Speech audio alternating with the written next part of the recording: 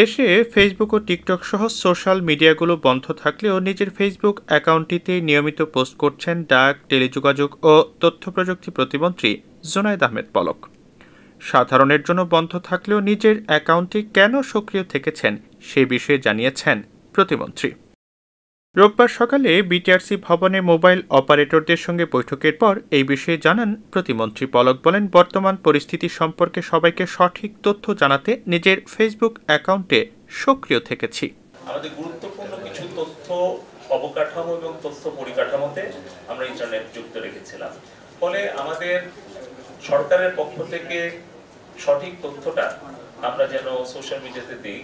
দেশে এবং বিদেশে যারা গুজব এবং অপপ্রচার ছড়াচ্ছে তাদেরকে আমাদের ব্যাখ্যাটা দেওয়া, যাতে করে তারা আমাদের সরকারের সঠিক তথ্যটা জানতে পারে। সেই জন্য আমার সোশ্যাল মিডিয়া প্রত্যেকটাই আমি অ্যাক্টিভ রেখেছি এবং আমি অ্যাক্টিভ থাকার চেষ্টা করছি, যাতে আপনারা সংবাদ মাধ্যম এবং দেশের জনগণ দেশে এবং প্রবাসে তারা যেন সঠিক তথ্যটা পায়।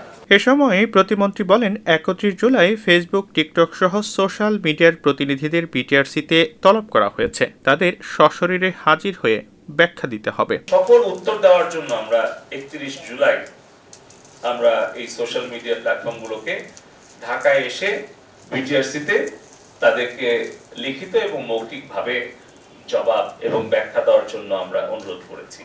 তারা এসে যুক্তি এবং ব্যাখ্যা দিয়ে যদি আমাদেরকে বুঝাতে পারে যে সারা বিশ্বের সব দেশের জন্য তাদের নীতিমালা একই এবং অন্যান্য দেশে তারা যেভাবে কন্টেন্ট তারা টেক ডাউন করে বা ব্লক করে, বাংলাদেশের ক্ষেত্রেও তারা সমানভাবে তাদের এই বৈষম্যমুক্ত আচরণ করছে বা করেছে বা করবে, তাহলে এগুলো আলোচনা, ব্যাখ্যা, বিশ্লেষণ করে তারপরে আমরা সিদ্ধান্তটা গ্রহণ করতে চাই। প্রসঙ্গত, 5 দিন পর গত মঙ্গলবার রাতে পরীক্ষামূলকভাবে দেশে ব্রডব্যান্ড ইন্টারনেট সেবা চালু করা হয়। এরপর বুধবার রাত থেকে আবাসিক এলাকায়ও ইন্টারনেট সেবা মিলছে। তবে তখন থেকেই বন্ধ আছে ফেসবুক ও টিকটকের ক্যাশ সার্ভার।